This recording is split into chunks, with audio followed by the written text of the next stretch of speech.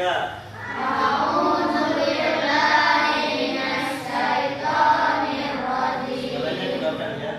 Bismillahirrahmanirrahim.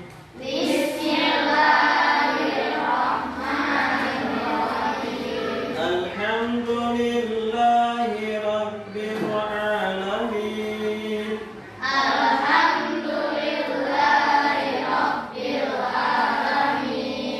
Ar-Rahmanir-Rahim. Maliki yaumiddin. Iyyaka na'budu wa iyyaka nasta'in.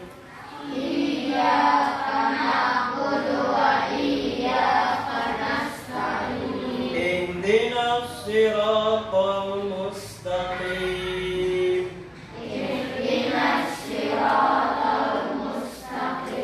Siratal ladzina an'amta 'alaihim.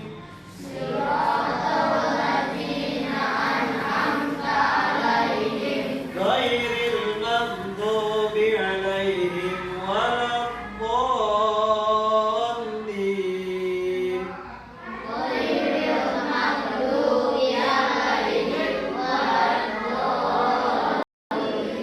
Rabbighfirli, amin. Alhamdulillah, setelah Fatihah ya, kita baca dzikir dulu. Dzikir pagi-pagi ya. Ini ketika Rasulullah SAW beliau sedang Isra dan Mi'raj ya. Beliau bertemu di langit ke-7 bersama Nabi Ibrahim alaihissalam. Kata Nabi Ibrahim alaihissalam, wahai Nabi Muhammad, katakanlah kepada umatmu untuk memperbanyak menanam. Ya, menanam karena apa? Karena tanah surga itu sangat luas, tanah surga itu sangat subur. Maka Rasulullah bertanya, apa yang harus ditanam? Maka Nabi Ibrahim menjawab, katakanlah pada umatmu memperbanyak bacaan Subhanallah walhamdulillah wala ilaha illallah Allahu akbar. Siap membaca itu? Wala haula wala quwata illa billahil aliyil azim. Kita baca dulu ya. Ya, siap. Subhanallah walhamdulillah wala ilaha illallah Allahu akbar wala haula wala quwwata illa billahil aliyyil azim. Subhanallah walhamdulillah wala ilaha illallah Allahu akbar wala haula wala quwwata illa billahil aliyyil azim.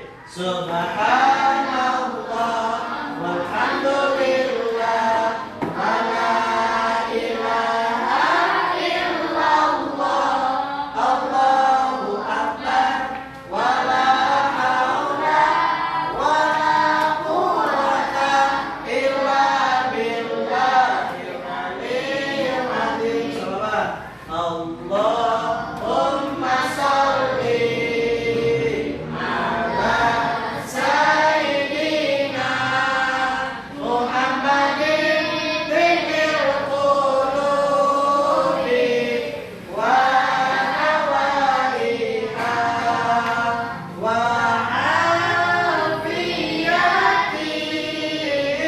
abdani wa sifaiha wa nuril absari wa diyaiha wa ala alihi wa sahbihi wa sallim. Siap, tepuk semangat dulu. Tepuk semangat.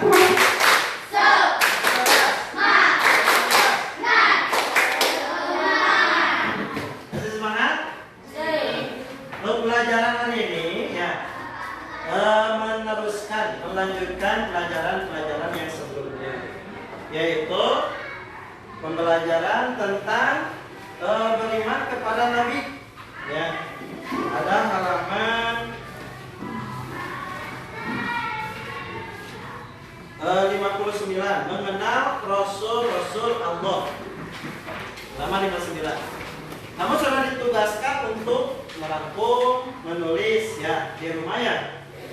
Dan Rasul-Rasul yang termasuk ulul azmi ya. Betul tidak? Nah, sudah nulis? Nulis semuanya belum? Nah, coba yang bawah tulisannya boleh dibuka ya, boleh dibuka. Nah, ada yang dimaksud dengan Rasul-Rasul ulul azmi. Sebelum Bapak jelaskan apakah Rasul ulul azmi itu ya, Bapak mengulangi sedikit jumlah nabi ya. Ada berapakah jumlah nabi seluruhnya? Ya, jumlah nabi seluruhnya ada berapa? Ini mengulang saja. Ada 124.000 ya. Jumlah nabi ini jumlah nabi. Punten, Pak. Enggak. Jumlah nabi ada 120.000. Kalau jumlah rasul? Ya, jumlah rasul ada, jumlah rasul itu ada 314 rasul. Kalau nabi dan rasul yang wajib diketahui ada berapa? Iya, ada 25 yang wajib diketahui itu.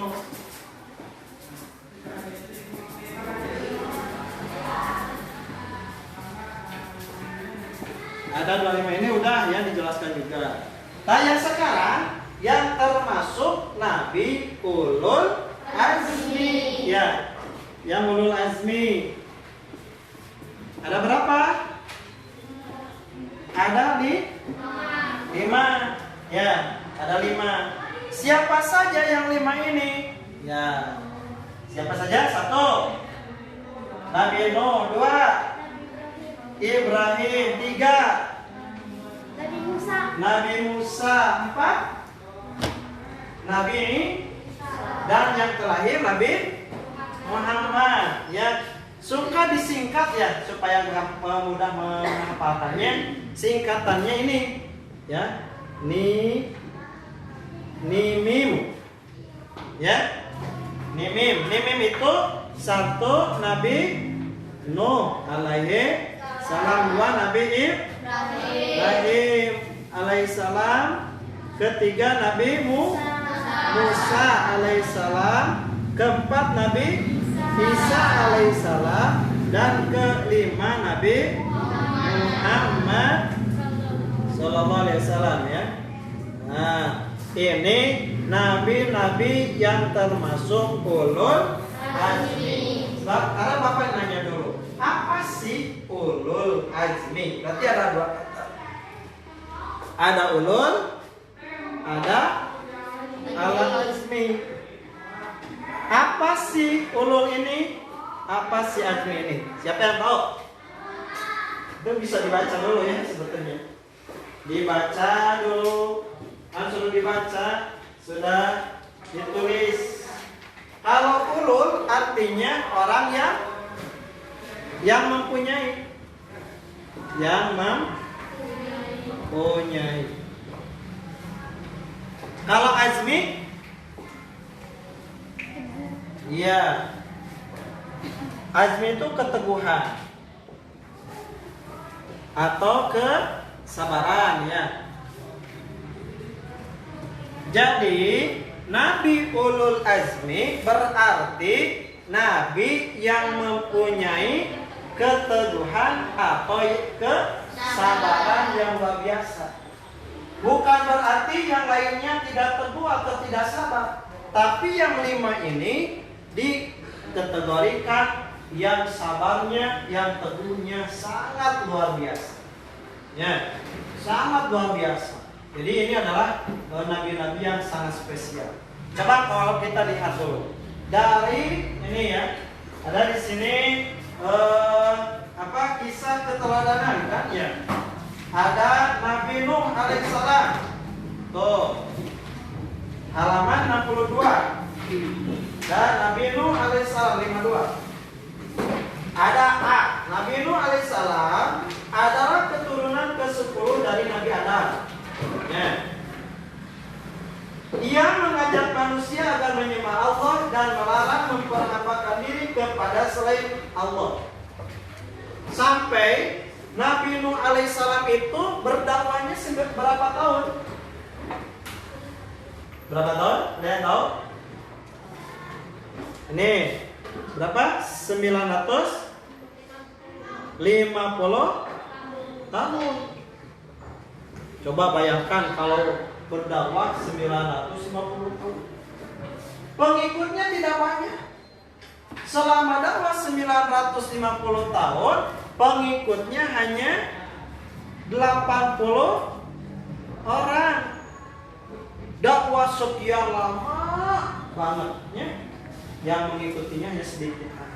Tapi Nabi Nuh tidak berhenti berdakwah, terus berdakwah. Sehingga suatu hari Nabi Nuh dikatakan orang yang gila. Nabi-nabi itu dikatakan orang-orang yang gila. Kenapa? Karena melarang umatnya dari menyembah berhala. Berhala itu patung-patung. Ketika itu banyak orang-orang yang menyembah berhala.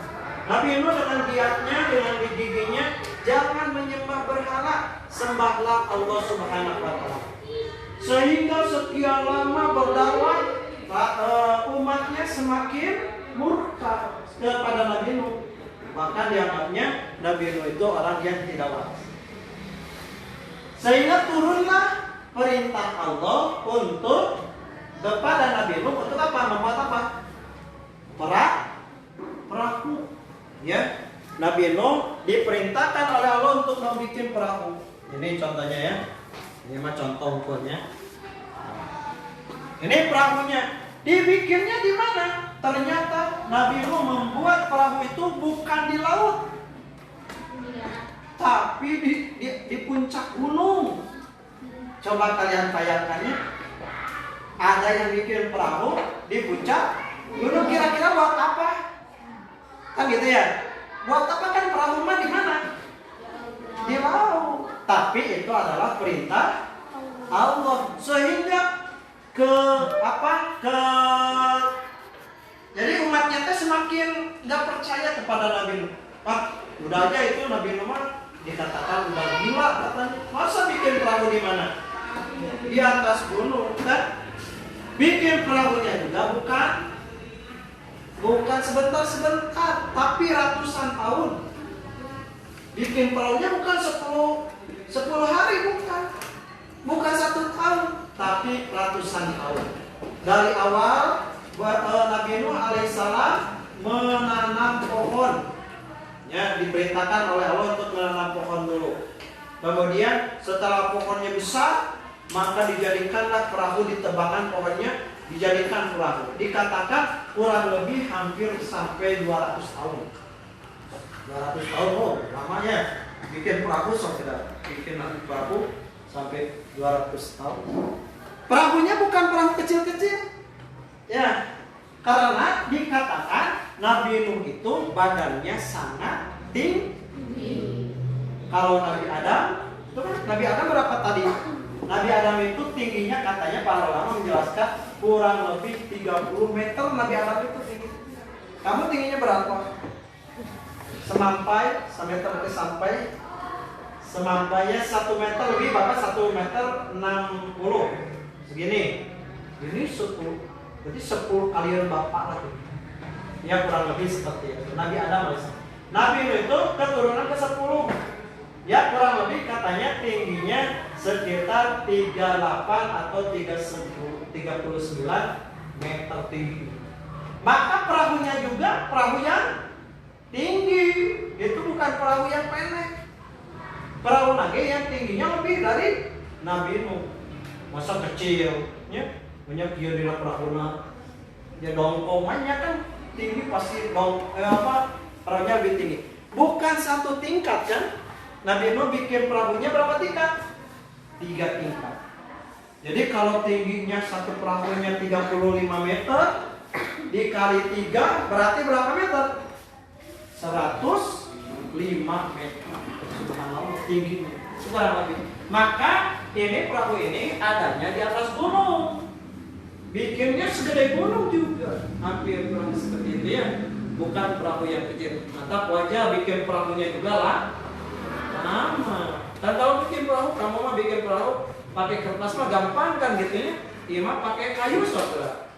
Udah ngeleman pula kan nggak boleh ada air yang masuk. Maka ini Nabi Nuh alaihissalam dengan kesabaran itu Nabi Nuh diberi gelar oleh Allah Nabi yang termasuk ini ulul ya.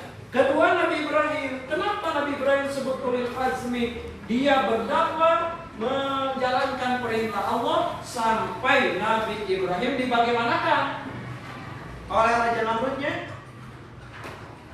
Siapa yang tahu? Dibakar. So kamu lah mendakwah misalnya, berimanlah pada Allah gitu ya. Ada yang macam, kamu berhenti dakwanya. Kalau enggak dibunuh, kira-kira kamu lama apa? Saya dulu jadi ustad, pensiun gitu. Daripada ada yang membunuh Nabi Nuh, Nabi Ibrahim.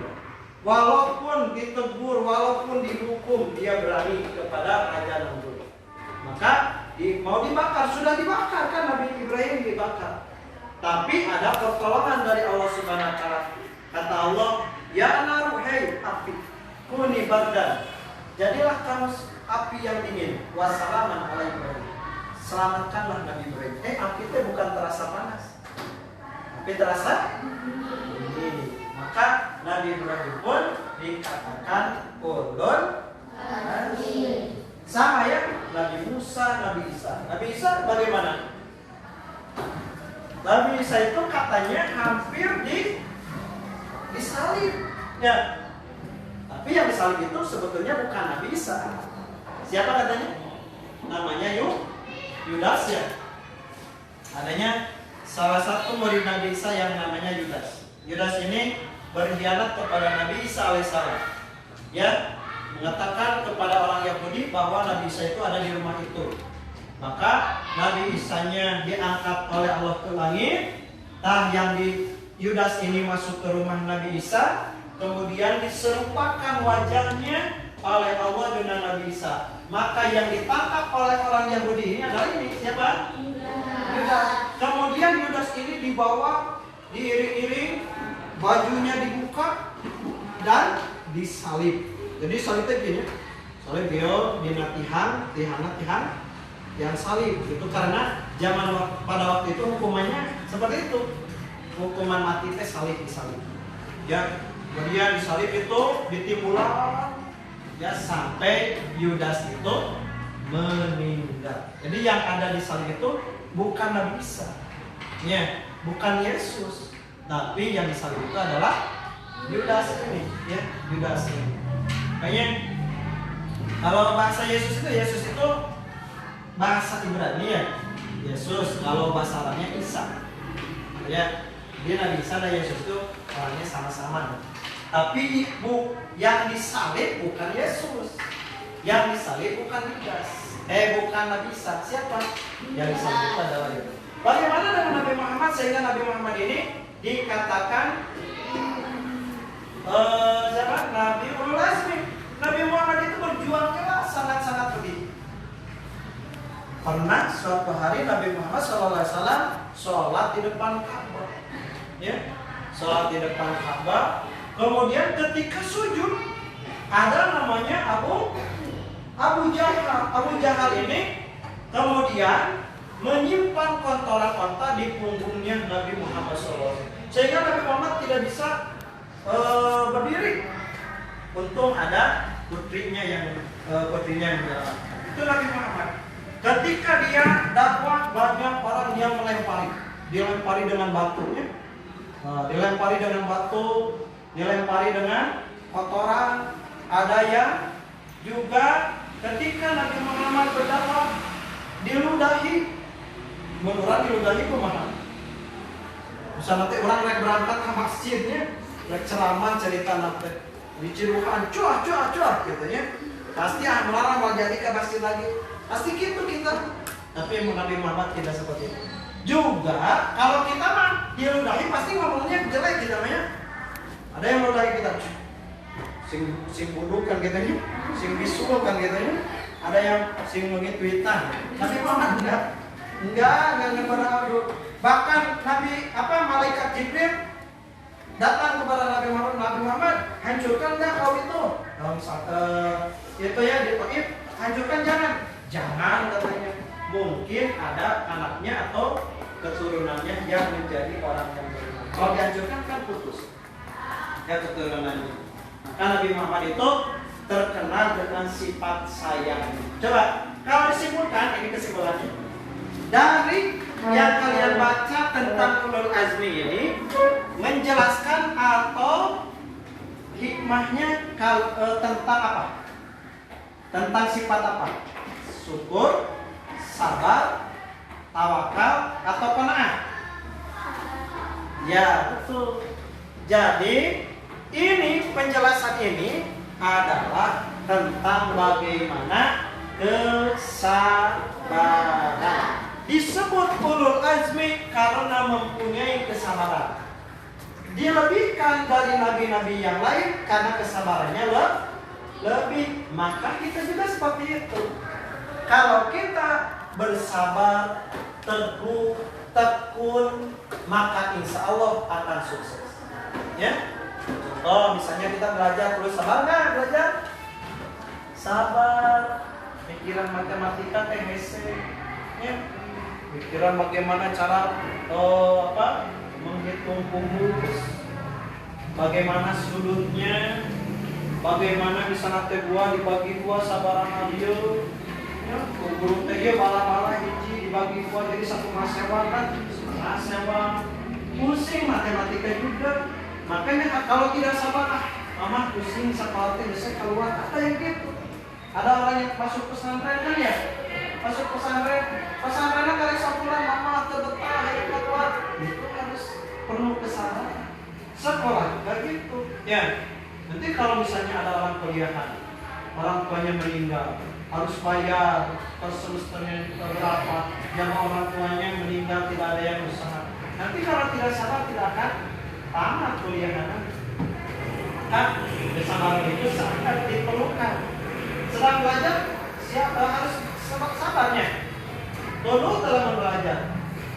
Dulu beda aja main game.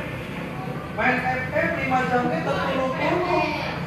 Ya, main ML juga. Kalau lagi mabar. Ya, tapi kalau orang belajar, Pak ini ngomong banget dulu. Kan gitu. Ya, ngantuk gitu Pak. Ada yang ceramah terus, ngantuk. Ya, tuh. Makanya harus sabar. Salat juga harus sabar kan? Harus sabar ya. Salat juga harus sabar. Karena kalau tidak sabar, pinginnya semua. Pinginnya assalamualaikum. Berantak keluarkan itu. Tapi yang sabar mah enggak.